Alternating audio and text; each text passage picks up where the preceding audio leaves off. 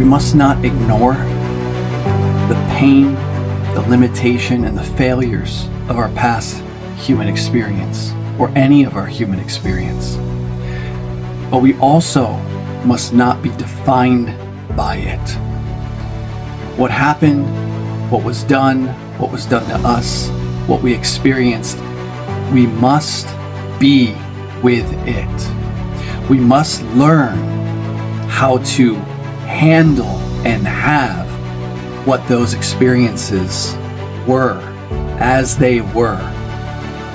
It doesn't work to try and get rid of them, avoid them, deny them, dismiss them, medicate over them, or distract ourselves in any way from them. Suppressing them and causing them to go into repression doesn't work. It just causes us to react from that condition that we have never handled. What works is being with it. We must not ignore it. And when we learn how to be with it and not ignore it, we find that we're not defined by it. We experience the reality that what we really are is infinitely greater than what happened or what didn't happen, what we did or didn't do, what was done to us, or what people didn't do that we wanted them to do. All of that has no effect on what you really are when you are able to be with all facets of the experience. That's what trauma-informed coaching and training is all about. It's about really completing the past.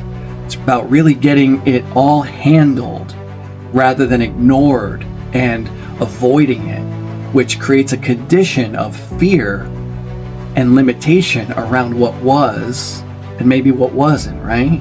Because we are resisting something in our background, in our history, in the past. We're also then bound to it. If you're pushing on a door to keep the door closed, right? Are you free to go walking down the rest of the hallway to explore other doors? No. So when you're shutting the door to your past, afraid to be with what's in the room or what's in the closet, you're actually binding yourself to that history. Now, I understand it can be difficult and uncomfortable and perhaps even very dangerous or even deadly for some of us to be with that when we're not ready and when we're not equipped properly. I do understand. I've experienced that, and I've walked that edge of nearly even losing my life when coming face to face with some of the past experiences that were unresolved, that I was not able to handle at that time. But by the grace of God, literally, I've been able to be with it all in ways that I never believed I could in the past.